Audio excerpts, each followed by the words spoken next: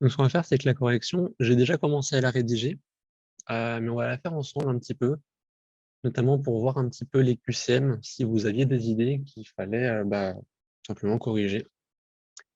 Donc, ce que je vais faire, c'est que je ne vais pas désigner des gens pour répondre, mais si vous voulez prendre la parole à l'oral ou à l'écrit, il n'y a aucun souci. Donc, on va commencer avec le QCM 1, hop, au sujet de la G6PD. Est-ce que la A est vraie? Un déficit en G6PD peut être responsable de tableaux d'anémie hémolytique. Ouais,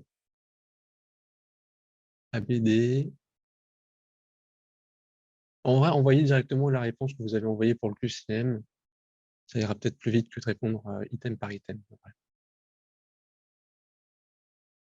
Donc, on a un ABD, on a quoi d'autre? AB, ACD, ACE. Ok, vous n'êtes pas tous d'accord. Alors, et vous avez l'air au moins presque tous d'accord pour la A. C'est vrai, la G6PD et la pyruvate kinase sont deux enzymes qui sont responsables du contrôle du degré d'oxydation dans les cellules, dans les globules rouges notamment.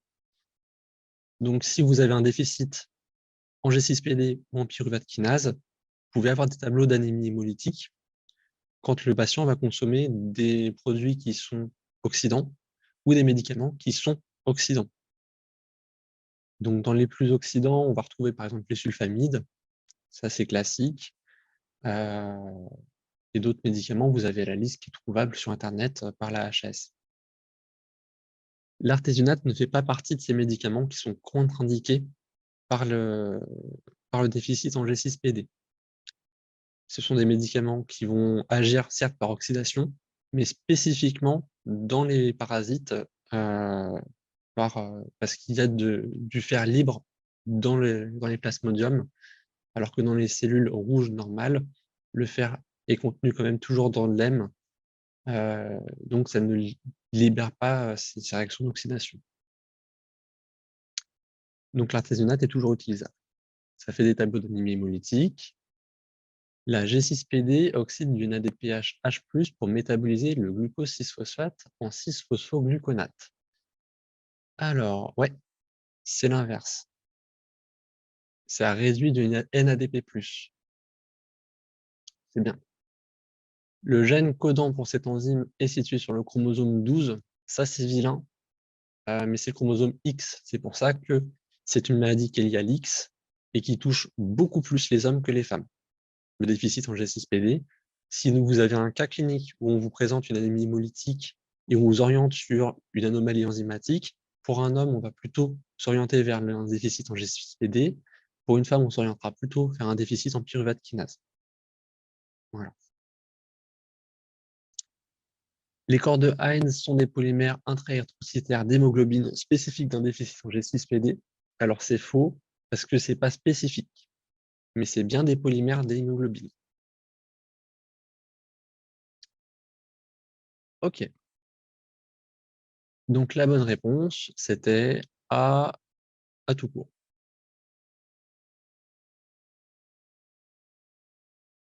Alors, au sujet du myélome multiple, qu'est-ce que vous avez répondu? BD, BD.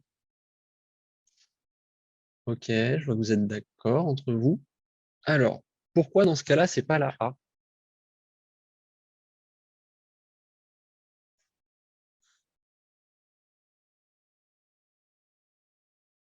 Waldenström, ALG, Waldenström. On est d'accord, c'est plutôt Waldenström les IgM. Après, on peut quand même avoir des myélomes à IgM ou à IgA. Les IgA, c'est plus rare que les IgM. Mais ouais, globalement, c'est plus des IgG pour les myélomes. IgM, c'est plutôt Waldenström. Alors, dans quoi on retrouve aussi les corps de Heinz? À peu près toutes les hémoglobinopathies et les moments où tu n'as pas assez de glutathion pour, pour gérer le stress oxydant dans les érythrocytes. Tu vas du coup avoir des polymères d'hémoglobine qui sont oxydés. Tu peux aussi en avoir dans les splénectomies, où du coup, tu as des corps de Heinz qui persistent dans les vieux globules rouges.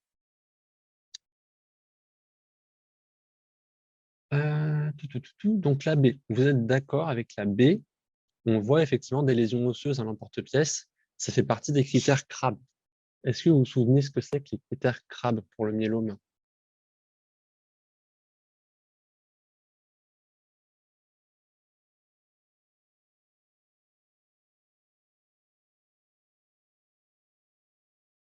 Ouais, exactement. Exactement ça. Le traitement fait appel à un anti-CD34. J'ai vu que vous n'aviez pas mis cette réponse vraie. Vous pensiez à un anti-CD quoi? Anti-CD38, en effet. Alors, il y a le daratumumab qui est aujourd'hui proposé et on va passer bientôt à l'isatuximab. Mais voilà, ce sont des anti-CD38. Parce que les CD34, de mémoire, c'est pour les cellules souches hématopoïétiques. Quand on a un anti-CD34, le patient va passer en aplasie. L'autogreffe est une option thérapeutique, ça, vous étiez d'accord. Il y a un protocole même avec du melphalan pour induire une aplasie pour l'autogreffe. L'injection de produits de contraste iodé peut se faire sans crainte chez ces patients.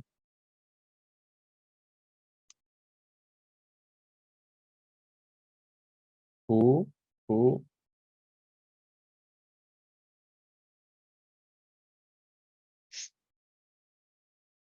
sans crainte jamais coché. Alors en effet, c'est quelque chose en fait qui est à risque parce que les produits de contraste iodé peuvent faire des insuffisances rénales, sachant que ce sont des patients qui sont déjà à risque d'en faire avec leur myélome.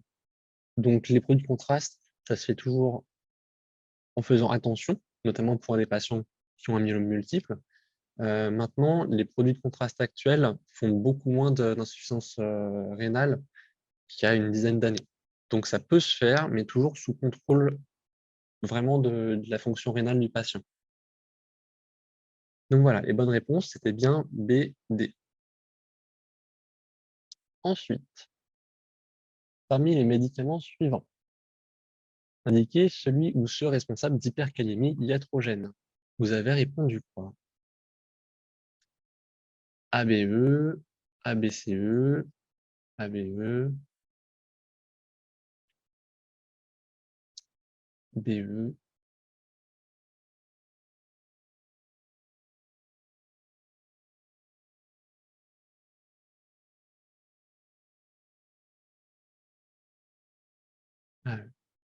Alors, donc je vais mettre directement la réponse. Hop. Donc, l'irbesartan, ça, il faut vraiment juste l'apprendre. J'ai pas trouvé de minimum technique ni vraiment de mécanisme que j'arrivais à retenir. Donc ça, il faut juste l'apprendre.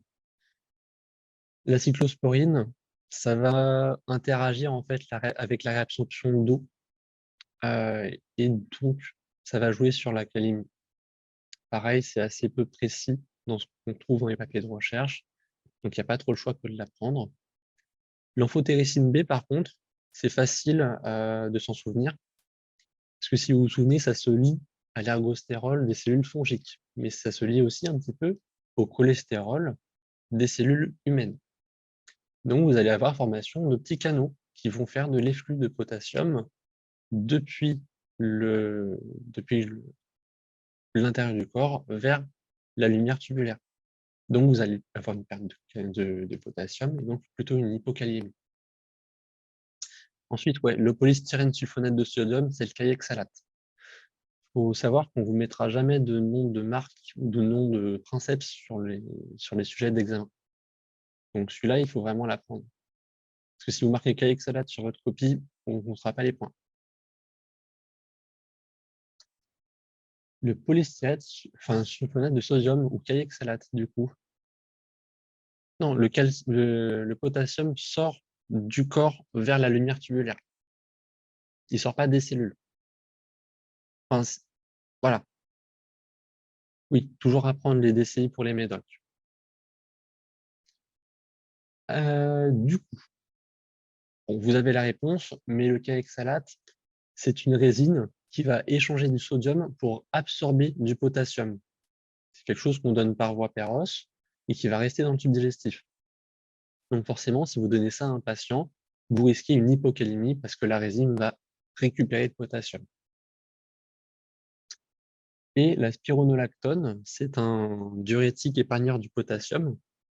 Donc si vous donnez ça, vous risquez d'augmenter le potassium dans le corps. Épargneur potassique. Les bonnes réponses étaient donc A, B, E. C'était pas facile celui-là. Parmi les médicaments suivants, lesquels sont à élimination majoritaire rénale inchangée? Ciprofloxacine, desloratadine, paroxétine, secukinumab et digoxine. AE, A, ADE, DE, AE, DE. Alors les fluoroquinolones, c'est bien élimination majoritaire rénale inchangée, hein. C'est vraiment des antibiotiques qui diffusent très bien dans tous les fluides. Et du coup, on va les retrouver majoritairement dans l'urine, très rapidement. Pour ça d'ailleurs, on les donne dans des pyélonéphrite parce que justement, ça diffuse très bien dans les urines. La desloratadine, en fait, à peu près tous les antihistaminiques sont fortement métabolisés par le foie. La desloratadine ne fait pas exception. Si vous regardez la structure, c'est assez lipophile quand même. La paroxétine. La paroxétine, elle est aussi métabolisée. Est-ce que vous vous souvenez du cytochrome qui est responsable de sa métabolisation? Ouais, 2D6. C'est aussi un médicament qui inhibe le 2D6. Donc ça, il faut faire attention. C'est la source d'interaction. Le secukinumab, est-ce que c'est éliminé plus par voie rénale ou pas? Vous aviez envie de dire oui. Moi, j'ai envie de dire non. Les anticorps sont plutôt éliminés par voie endothéliale et par voie d'internalisation depuis les récepteurs. Donc, ce n'est pas majoritairement rénal. Les anticorps, c'est particulier. Et la digoxine, je suis descendu un peu trop vite. C'est vrai, c'est éliminé majoritairement par voie rénale. Avant, il y avait la digitoxine, digitonine. Aujourd'hui, elle n'est plus. Vous la retrouvez dans un seul cas des annales d'internat. C'est plus commercialisé depuis. Donc, retenez juste la digoxine, élimination majoritaire rénale. Inchangé. Pour la 5, vous avez répondu quoi?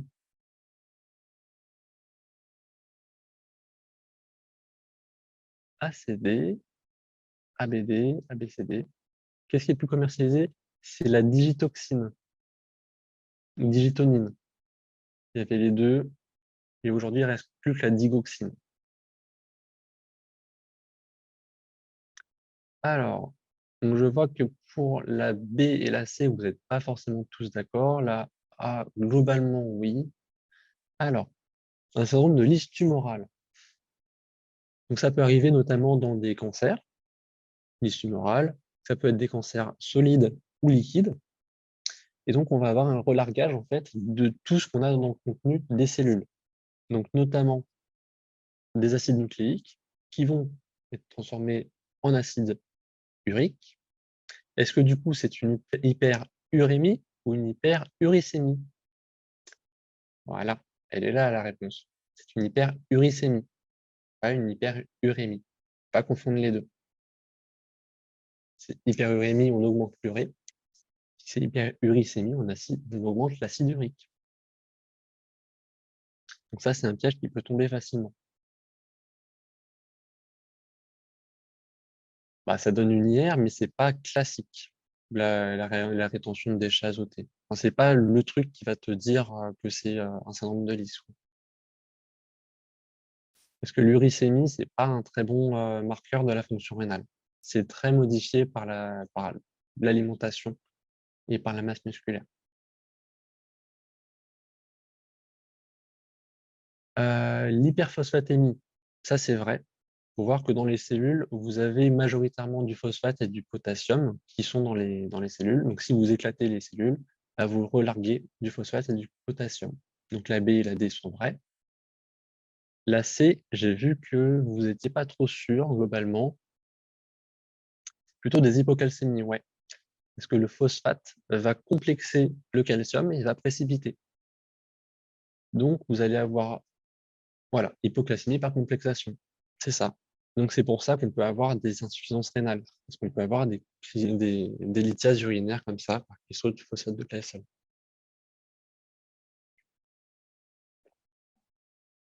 Donc, la C est fausse. Et une alcalose métabolique, ça, c'est faux. On observe plutôt des acidoses métaboliques par relargage de lactate, notamment. Voilà. Donc, les bonnes réponses, c'est B et D. Non, parce que tu as beaucoup plus de phosphate dans les cellules que de calcium à l'extérieur des cellules. Donc, en fait, tu perds un peu de potassium, de phosphate en faisant tes cristaux de phosphate de calcium, mais tu en relargues tellement que tu seras généralement en hyperphosphatémie.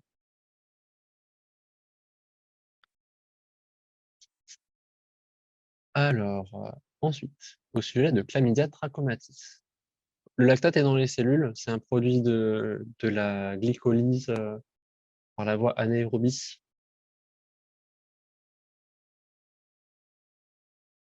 Alors, sujet 6, vous répondez CD, CD, CD. Globalement, vous êtes d'accord. Est-ce que vous vous souvenez à quoi ça peut correspondre un diplocoque gram négatif en grain de café dans ce cas-là? Juste pour être sûr qu'on n'ait perdu personne sur ce thème-là.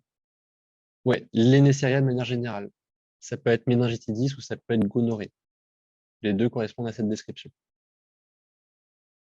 Les sérovars DAK sont responsables de trachome, ça c'est faux. C'est les sérovars A à C. Non, c'est vrai, pardon, j'ai rien dit. C'est vrai. DAK responsable de trachome et d'IST. Elle peut être responsable d'arthrite réactionnelle. Ça c'est vrai, de mémoire. Ouais. Non, j'ai rien dit. La B, A, c'est trachome, ouais.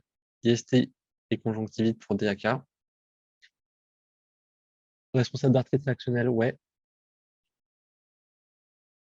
Elle est cultivable sur gélose classique. C'est faux. C'est des gènes qui sont, c'est des germes qui sont intracellulaires. Donc en général, on fait des amplifications d'acide nucléique. On fait des PCR dessus. Sinon, on peut en soi les cultiver sur des géloses cellulaires, mais c'est pas usuel. Et elle est classiquement sensible à la ceftriaxone. C'est plutôt le gonocoque ou c'est plutôt chlamydia qui est sensible à la ceftriaxone? Gonocoque, ouais. Pour chlamydia, on utilise quel antibio?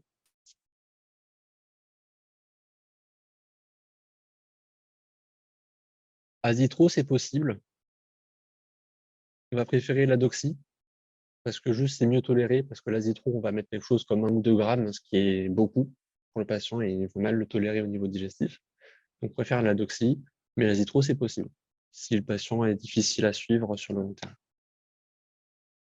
Bah, première intention, en fait, tu as la doxy et l'azithro qui sont première intention. Ça va dépendre des habitudes du service et du profil du patient. Si tu sais que ton patient, tu peux le revoir dans les 7 jours pour confirmer que l'infection est bien disparue, il n'y a aucun souci.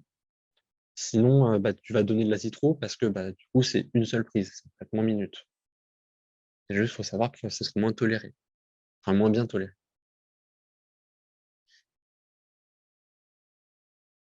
Alors, ensuite, la 7, au sujet du VIH et des antirétroviraux.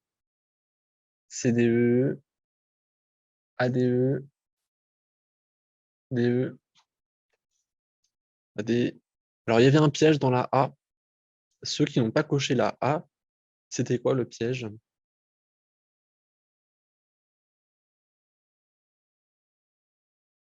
Ouais, on recherche les anticorps, on ne recherche pas le génome. On recherche les anticorps anti-VIH1, anti-VIH2 et antigène P24. Ça, c'est un piège aussi qui peut tomber facilement. La B, j'ai pas vu si vous l'aviez répondu. Non, vous l'aviez pas mise. C'est vrai. Enfin, c'est pas vrai, justement. La réponse est fausse parce que la salive ne contamine pas. Ça, entre nous, les patients ont peur de ne pas pouvoir faire de bisous à leurs enfants. Enfin, voilà. Donc, c'est important de savoir que la salive n'est pas contaminée. La C est fausse, en effet. C'est le piège classique. C'est un analogue nucléotidique parce qu'il est monophosphorylé. La recherche de HLA B5701 est obligatoire avant la prescription d'abacavir. Ça, vous l'aviez mis vrai. Tous d'accord. On est d'accord. C'est légal. Il faut le faire. Parce que si il est positif, vous savez ce qu'on risque? Enfin, ce que le patient risque?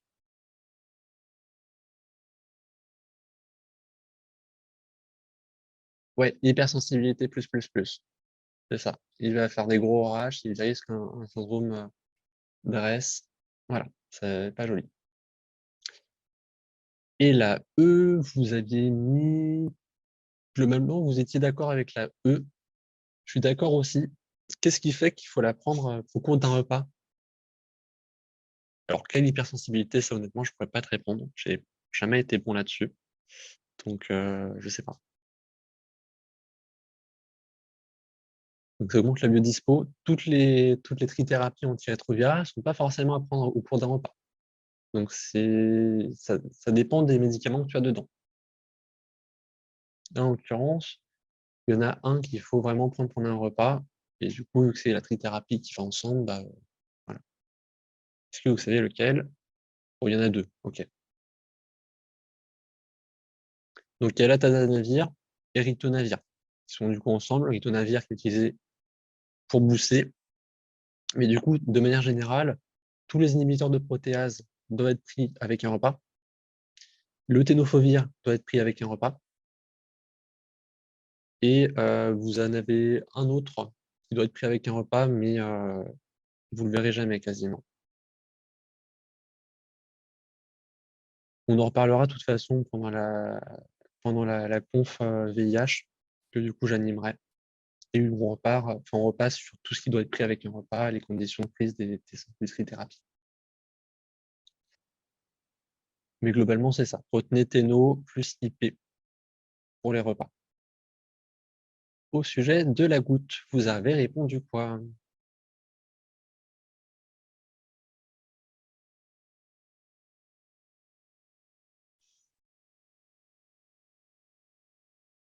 BC.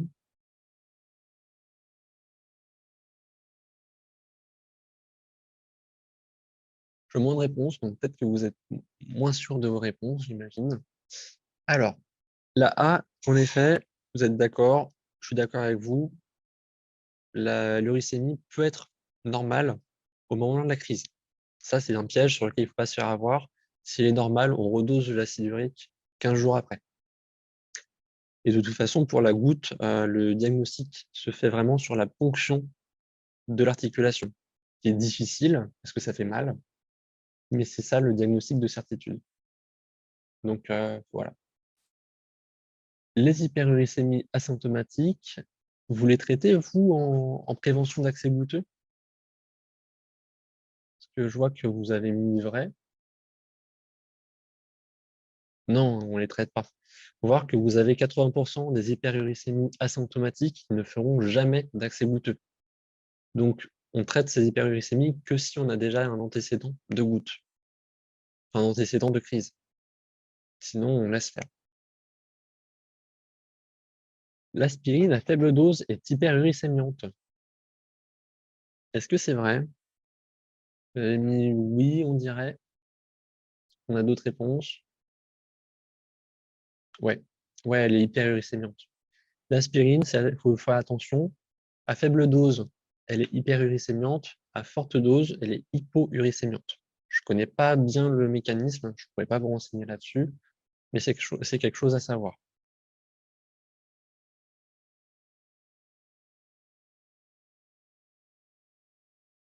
Ah, peut-être bien. Peut-être bien. Le risque majeur iatrogénique de l'allopurinol est toxicité cardiovasculaire. Est-ce que c'est vrai? Ouais, c'est la toxidermie, on est d'accord. C'est quel hypoglycémiant qui a risque cardiovasculaire? Il y en a deux.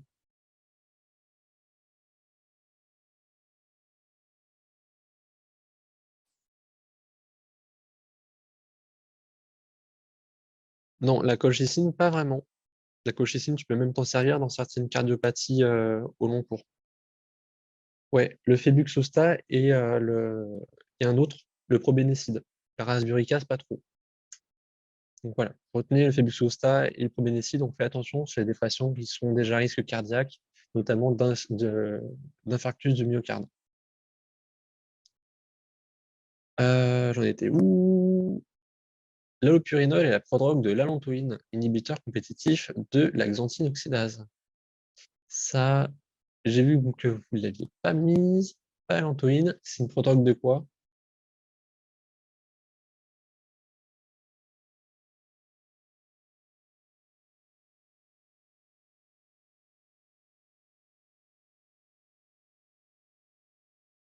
Une prodrogue de l'oxypurinol, qui lui est inhibiteur compétitif de la xanthine oxydase. L'allantoïne, c'est la forme soluble finale des acides nucléiques euh, puriques.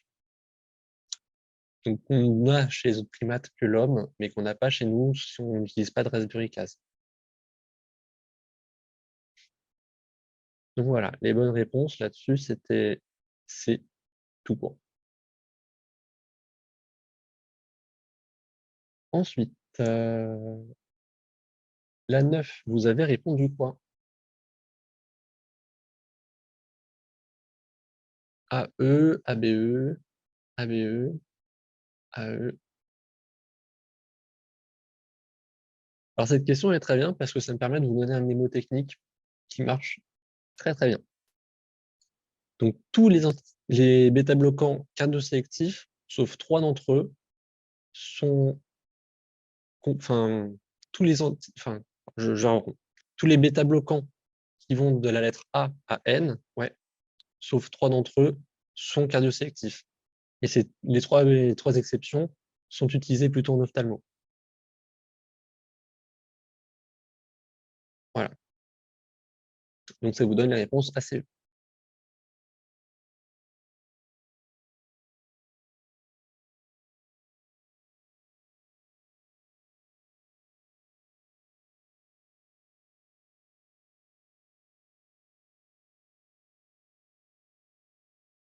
Ensuite, pour la question 10, vous avez répondu quoi?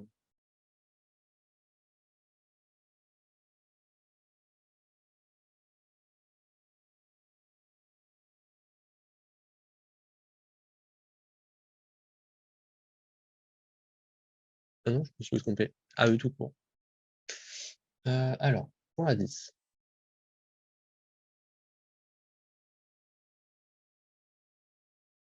Pour les cardio sélectifs, ouais, j'ai bugué. C'est bien pour la 9. Mais du coup, de A à N sont cardio sélectifs, sauf le carvedilol, le labétalol et le nadolol, qui sont généralement plutôt utilisés en ophtalmo.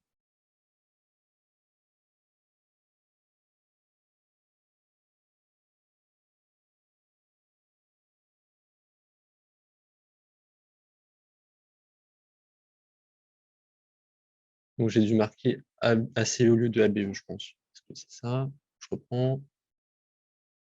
Ouais, c'était ça. ABE. J'ai dû bugger en mettant la correction. Donc, vous mettiez AB pour la question 10. La bonne réponse était AB. L'irinotécan, c'est un inhibiteur de la topo 1. La bliomycine, c'est un agent scindant de l'ADN. Et le sirolimus, c'est un inhibiteur de mTOR. Est-ce que vous connaissez la toxicité majeure de la bliomycine?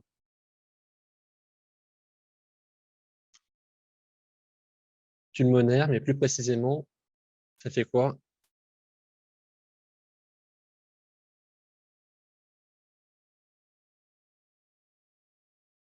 Fibrose pulmonaire, ouais. OK.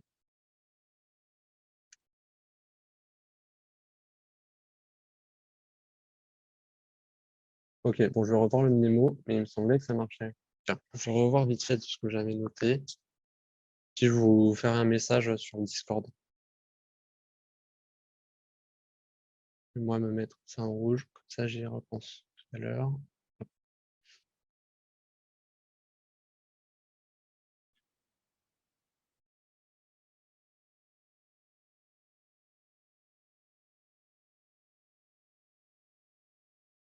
OK.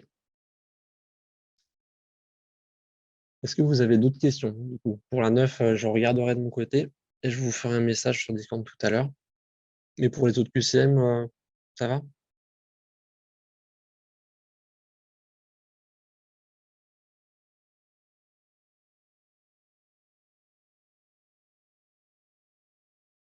Bon, si vous n'avez pas de questions, on va avancer sur l'exo. L'exo, alors,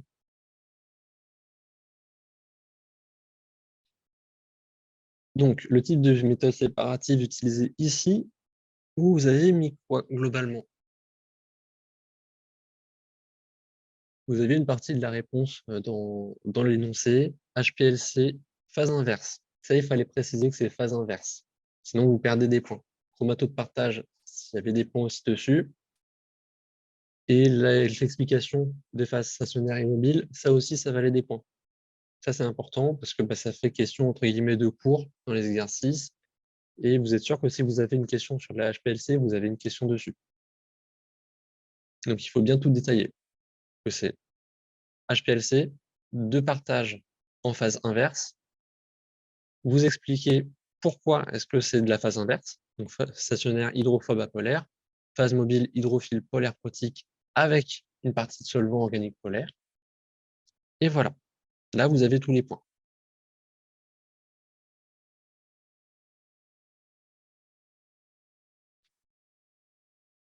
C'est de partage parce que tu vas avoir un partage du coup entre la phase mobile et la phase stationnaire. Tu as plusieurs types de chromato. Il faut voir du coup dans les cours ou dans les livres que tu as. Mais voilà, ça fait partie de la catégorie des chromatos de partage. Alors, le A, est-ce que vous l'avez reconnu? Ça, c'est la question de cours plus difficile. C'est le méthotrexate, en effet. Le B, je ne vous demandais pas de dire forcément ce que c'était comme molécule, mais de dire un petit peu le rapport. Ouais, le B, c'est le métabolite du méthotrexate. En l'occurrence, c'est le 7-hydroxyméthotrexate. Les deux sont dosés en général dans les labos de pharmaco, ensemble. Quand on va faire soit de la spectro UV, où du coup, là, on va doser tous les métabolites, soit quand on va faire un traitement par antidote du méthotrexate, là, la voraxase, qui est une carboxypeptidase, qui va cliver juste ici, là. Non, qui va cliver là, pardon. Qui du coup va rendre le méthotrexate indosable par voie UV, parce que du coup, vous allez doser les deux ensemble. Et du coup, c'est pour ça qu'on fait de la spectro de masse, qui va du coup différencier le méthotrexate normal du méthotrexate métabolite, une fois qu'on aura clivé les morceaux. Du coup, vous avez attribué quel pic à quel composé? L'Ab est plus hydrophile. Non, le B, c'est pas de l'acide folique. Le B, c'est le métabolite du A. L'acide folique est un peu différent. Donc B plus hydrophile / polaire, donc moins retenu sur la colonne, et lui en premier, donc premier pic. Je suis d'accord. Et du coup, là, le petit truc à 2,5, c'est quoi? Enfin, 2,15, c'est quoi?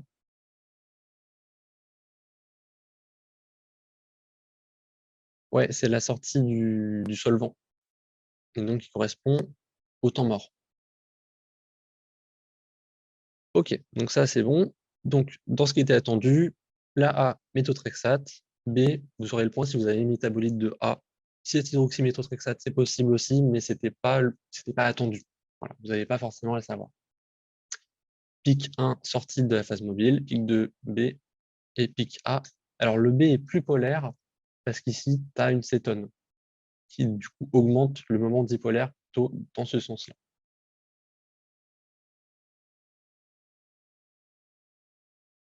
Parce que tu remarqueras qu'en fait, cette partie-là, c'est la même ici, là. Amide. Bon. Amide, oui. Et du coup, ça augmente quand même le moment dipolaire par là. Là, vous avez le temps mort. Là, vous avez le B. Et là, vous avez le A.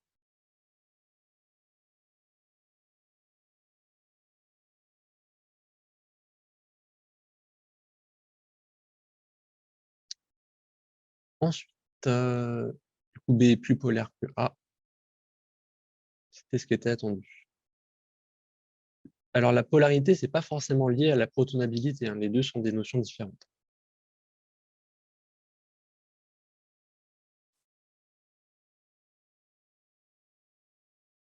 L'amine que le A a en plus. Le A n'a pas d'amine supplémentaire.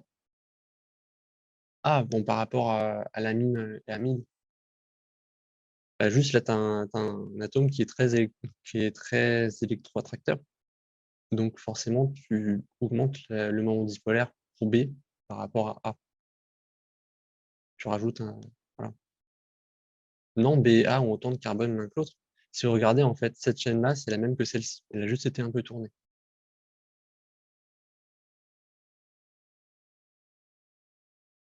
La seule différence, il est vraiment juste ici, hein. Alors, polaire et hydrophile, non, c'est deux notions différentes aussi. Mais l'hydrophilie, c'est un mélange à la fois de la polarité et de la protonabilité. C'est un mélange des deux.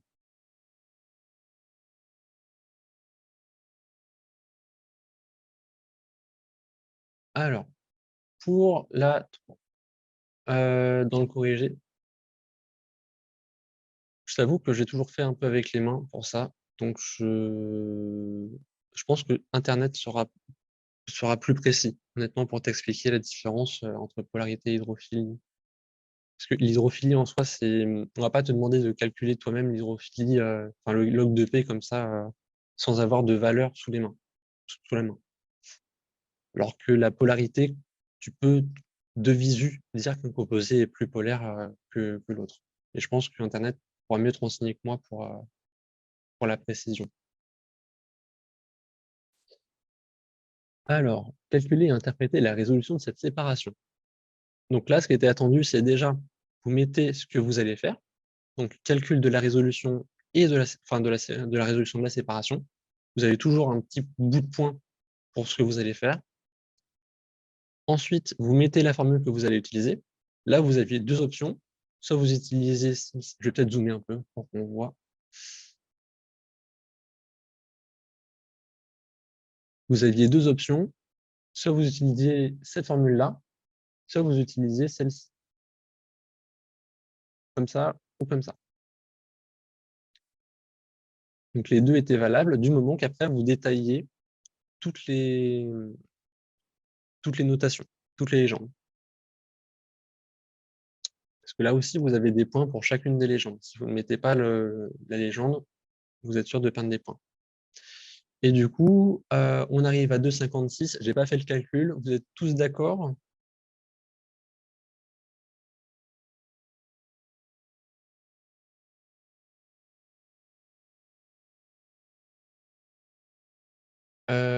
Ouais, 1,18, c'est la même chose en fait. C'est juste que là, j'ai récupéré le coefficient en fait. Il faut voir que là, la largeur à mi-hauteur des pics, le delta, il se trouve ici. Et le oméga, c'est vraiment à la base du pic. Les deux ont une relation de 1,7 globalement. Donc tu peux le mettre soit directement dans la formule, soit tu le mets à côté et tu calcules les deux séparément.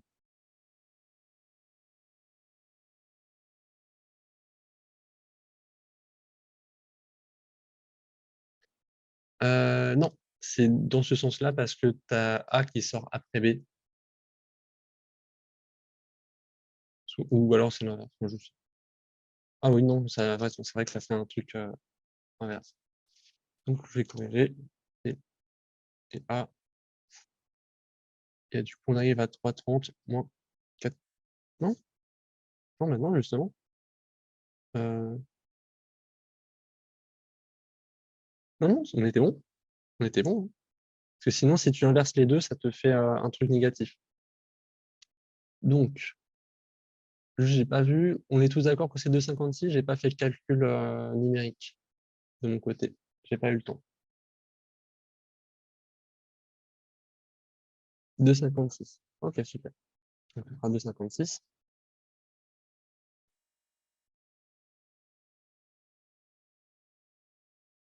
Alors, je pense que tu notes TRB moins TRA parce que bah, là, en fait, c'est les composés qui sortent à l'inverse.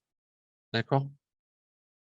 Je pense que ton TRB à toi, tu dois considérer que c'est le pic 2 et le TRA le pic 1, mais non. Là, en l'occurrence, vu que le composé A sort au pic 2 et ton composé B sort au pic 1, voilà. De toute façon, tu verras si tu tombes sur un résultat négatif, c'est que tu as inversé les deux. Donc, on arrive à 2,56 et ça n'a pas d'unité. Donc, pareil, vous avez toujours des points pour une phrase de conclusion. La résolution est de 2,56. Et ensuite, l'analyse supérieure à 1,5. Donc, la séparation est bonne. Ouais, moi, tu auras les points même si tu définis avant cette question. Ça peut être tout au début de la page. Tu peux définir toutes tes légendes avant de commencer l'exercice. Du moment qu'elles sont là, on va te compter les points.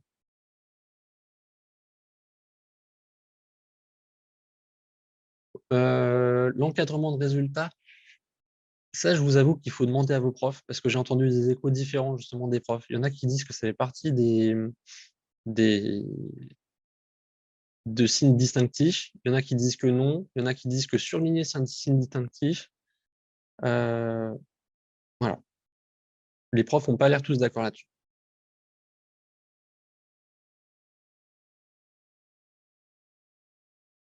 Dans le doute, voilà. Vous avez que 2 chances pour passer le concours. Je ne me risquerai pas à faire autre chose. Ensuite, les facteurs de rétention. J'ai vu que certains n'étaient pas très au clair de... Non, c'est plus tard. Donc, les facteurs de rétention, c'est K.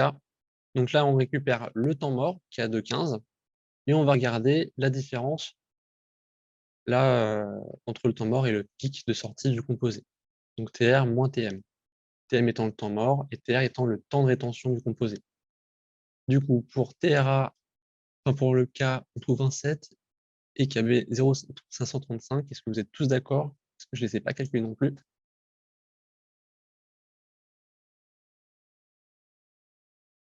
Ok, donc 1,07 et 0,535. Super. Ensuite, phrase de conclusion, 1,07 et 0,535. Donc là, pareil, si vous aviez mis le facteur de, enfin, une légende d'avant, là, si vous mettiez directement TRA et TRB, vous n'avez pas besoin de remettre le temps de rétention du composé. Ça compte comme une seule légende. Les valeurs numériques hors résultat pour avoir les points, tu auras toujours un point de plus, enfin un bout de point pour une phrase de conclusion ou pour mettre le résultat en évidence. Et ça évite que le prof passe à côté de ton résultat si jamais ta copie est un petit peu brouillon.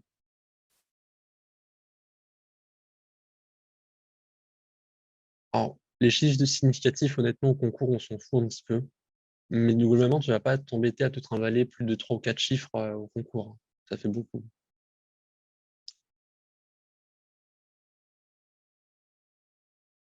Si tu veux, tu peux même élargir un petit peu la réponse là au niveau du calcul et réduire au niveau de la phrase de conclusion. Et je t'avoue que, en tout cas, à P5, je ne suis pas souvenir qu'on nous ait dit qu'on retirait des points si on était sur des trucs où on ne respectait pas les chiffres significatifs.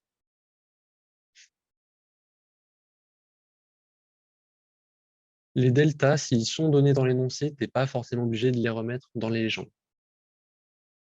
Toutes les légendes qui sont déjà données dans l'énoncé, c'est bon. Mais si tu en introduis de nouvelles, là, il faut.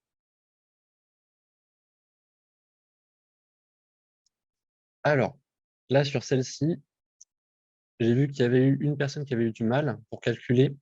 Donc là, vu que vous avez deux pics, vous ne pouvez pas utiliser cette méthode-là. Elle est faussée parce que vous allez vous servir que d'un seul pic pour celle-ci. Vous êtes obligé de vous servir de l'équation là de Purnell ou de Saïd. Parce que vous avez deux pics et qu'on cherche la résolution de la séparation et pas de la résolution de la sortie d'un composé. Le n moyen va être faussé. C'est sûr que c'est plus rapide, et si tu n'as pas le temps de faire autrement, bah voilà. Mais globalement, tu auras plutôt des points pour Purnell et Saïd. Et le n, en fait, il n'est pas exactement constant, parce que du coup, le nombre de plateaux, c'est une valeur qui est théorique et qui varie en fonction du composé et de la colonne. Donc, tu ne peux pas vraiment faire cette approximation.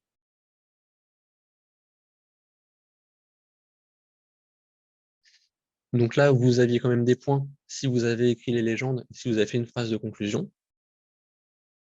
Mais globalement, cette méthode-là, vous vous en servez vraiment que quand vous avez qu'un seul composé qui sort de la colonne. Si vous en avez plusieurs, il faut plutôt utiliser celle-ci. Et toujours détailler, du coup, quel est le facteur de sélectivité, parce que vous en avez besoin dans ces équations. Là, le facteur de rétention, étant donné que vous l'aviez déjà, voilà. Si vous utilisez Purnell, le facteur de rétention, il faut utiliser celui du composé le plus retenu. Si vous utilisez Saïd, vous faites la moyenne en fait, des deux composés, et celle-là est encore un peu plus correcte que Purnell. Mais globalement, si vous choisissez Purnell ou Saïd, on ne va pas vous retirer des points pour avoir choisi l'un ou l'autre. Donc là, pour ceux qui avaient utilisé ces équations-là, est-ce que vous avez fait le calcul? Parce que pareil, je ne l'ai pas fait. Sinon, je le fais moi de mon côté, et puis pour la correction, vous aurez le résultat.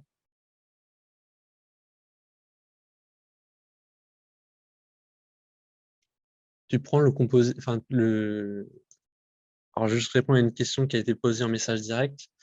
Le facteur de rétention du composé le plus retenu, tu vas prendre là pour le K de Purnell, ça va du coup être le K du pic 2, donc Ka, parce que du coup, ça va faire monter ton nombre de plateaux, qui sera du coup plus proche de la valeur réelle, et tu auras une valeur quasiment exacte. Comme ça, si tu fais la moyenne des deux facteurs de sélectivité, mais du coup ici que tu ajoutes un plus 1 pour Saïd.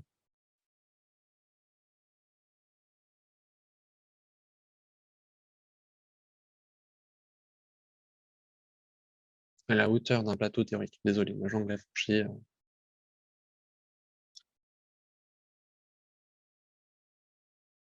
Parce que du coup, on demandait bien calculer ça à la hauteur d'un plateau théorique. Je me suis pas trompé. Ouais.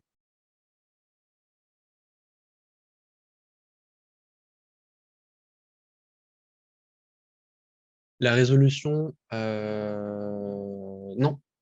La résolution, on la calcule plutôt. On la calcule avec cette formule-là. C'est deux choses différentes, la hauteur d'un plateau théorique et la résolution.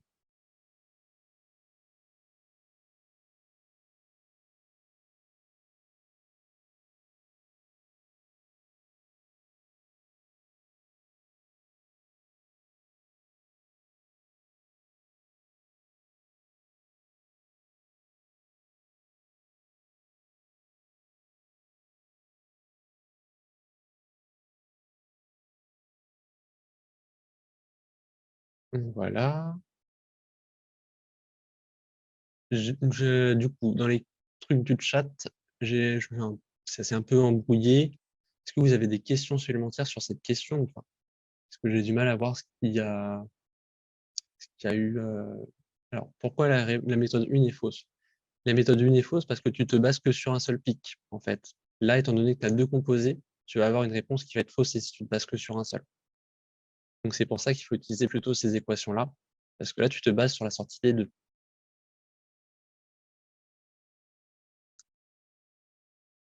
Et qu'on te demande la hauteur d'un plateau théorique pour cette séparation, et pas juste pour l'élution d'un composé donné.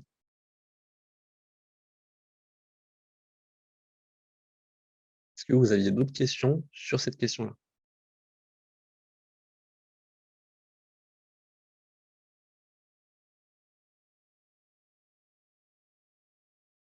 Comment ça, c'est pas vraiment Purnell? Moi, c'est celle qu'on m'a donnée en cours et que du coup, j'ai utilisée tout du long, parce que j'ai retrouvé ailleurs.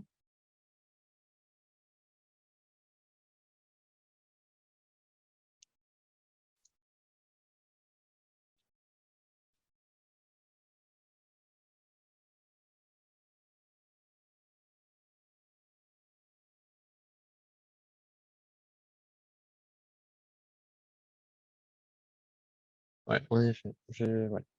Donc là, je vais mettre que j'ai fait un errata et je vais corriger. Hop, donc là, c'est mon erreur. Hop, un commentaire.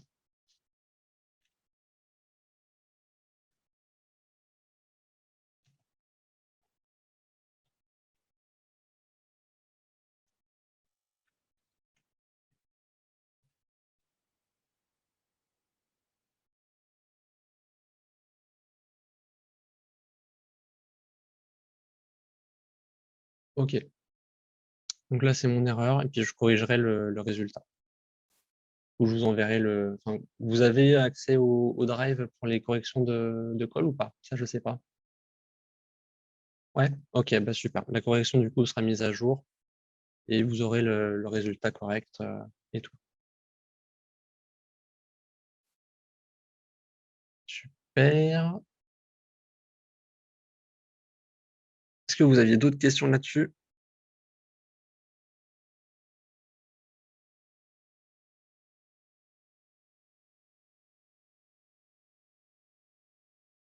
Le résultat, je ne l'ai pas calculé. On verra du coup quand j'aurai modifié la correction pour arriver à quelque chose de sans faute.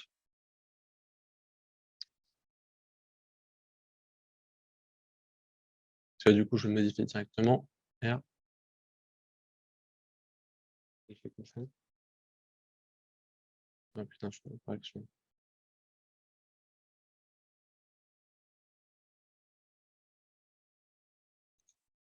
R. Donc tu peux calculer là la résolution avec Purnell ou Saïd, et après tu remontes avec cette formule-ci là pour revenir au nombre de, enfin la hauteur du plateau théorique.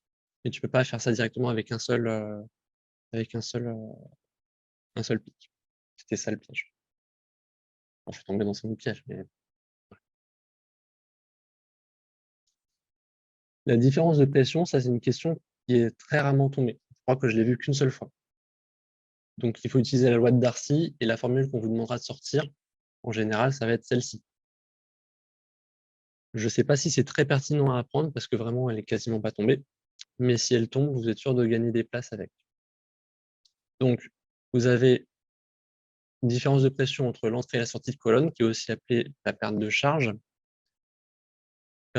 delta P, donc qui se compose du facteur de résistance à l'écoulement, le phi, la viscosité de la face mobile, avec la longueur de la colonne, et la vitesse de la phase mobile, divisé par le diamètre des particules au carré.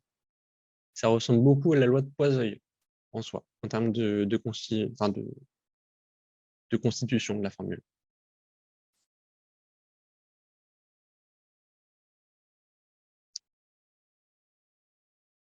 Alors, pareil, je l'ai calculé un peu vite fait entre deux patients. Je me suis peut-être trompé là. De toute façon, j'ai recalculé tout l'exercice pour être sûr de ne pas avoir d'erreur. Vous avez trouvé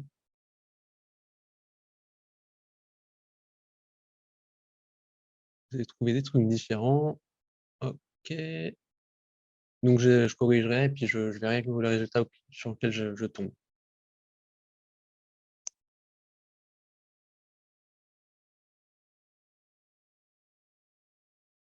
Alors, j'ai l'habitude de tout convertir en mètres de manière générale, justement pour éviter les erreurs d'unité. Mais là, visiblement, j'ai dû mal rentrer peut-être dans la calculette.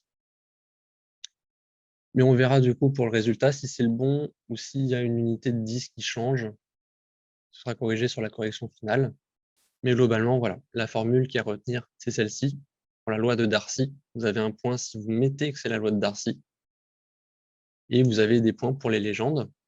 sachant que tout ce qui est légende que vous verrez pas, là, typiquement, cette partie-là, vous en servirez quasiment jamais.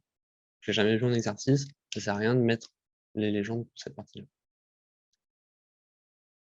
Des points pour le calcul et des points pour la phrase de conclusion. Le facteur de remplissage, si tu as la même formule, dans ce cas-là, ça compte aussi. Je t'avoue que j'ai jamais entendu ça, mais c'est possible. La vitesse de la phase mobile, là, tu la retrouves avec la sortie du solvant, qui sort à 2,15 minutes, et tu sais que ta colonne, elle fait 150 mm de longueur. Et du coup, avec ça, tu arrives à la vitesse qui est de 150 mm divisé par 2,15 minutes.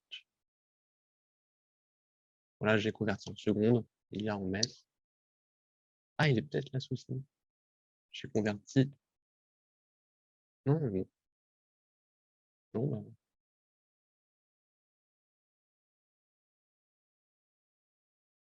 non, c'est ça. C'est bien ce que j'ai mis pour la vitesse linéaire. La longueur de la colonne divisée par le temps mort. Il faut 60 parce que juste j'ai converti en secondes. J'ai converti en secondes parce que tu as un facteur qui. Parce que là, le facteur de viscosité, il est en pascal par seconde.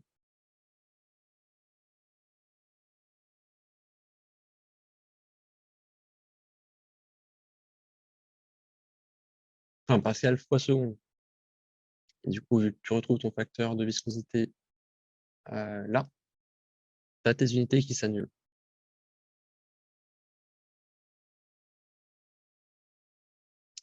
Donc ouais, il faut faire bien attention aux unités. Mais de toute façon, je vais recalculer tout l'exercice pour être sûr de ne pas avoir eu d'erreur, histoire que vous ayez quelque chose de clean. Et puis voilà, du coup, vous aurez la correction soit cet après-midi, soit demain, en fonction de quand que j'ai le temps de m'en occuper. Et puis voilà. Est-ce que vous avez des questions sur l'énoncé, des remarques, à part les deux errata du coup qu'on a vu ensemble?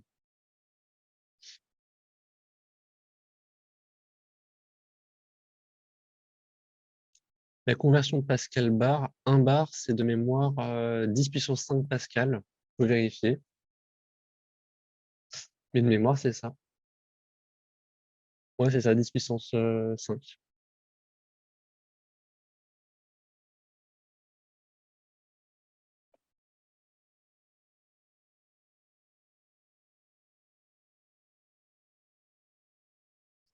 Kernel permet de calculer la résolution. Ça, c'est moi un errata qui s'est glissé quand j'ai fait l'ébauche de correction. Donc là, normalement, c'est la résolution. Et après, une fois que vous avez la résolution ici, vous avez déjà la résolution plus haut, ici, là, qui est du coup plus rapide à utiliser si on vous demande juste la résolution. Et si on vous demande la hauteur d'un plateau théorique, du coup, vous utilisez une de ces formules-là, ce qui vous permet de sortir là, ici le nombre de plateaux. Et avec le nombre de plateaux, vous utilisez cette formule-là, où vous divisez la longueur de la colonne, donc de 150 mm, par le nombre de plateaux que vous trouvez ici. Et du coup, vous arrivez à la hauteur d'un plateau théorique.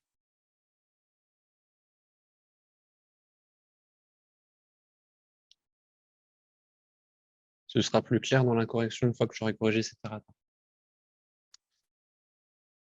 La phrase d'introduction au calcul donne des points en concours où c'est spécifique à ta notation. Alors, pour moi, il y a toujours un point pour expliquer ce que tu fais, parce que si jamais tu as un calcul que le prof n'arrive pas à lire ou n'arrive pas à comprendre, il ne te mettra pas les points. Donc, à défaut de te donner des points, ça t'en retirera de toute façon pas. C'est vrai que l'épreuve est à un temps très court pour faire tous les exercices, mais il vaut mieux ça plutôt que de perdre des points parce que le prof n'arrive pas à comprendre ce que tu as fait.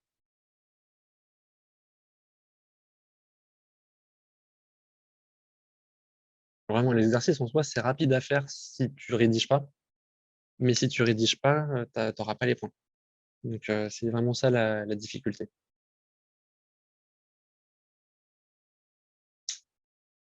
Est-ce que vous avez d'autres questions ou ça va?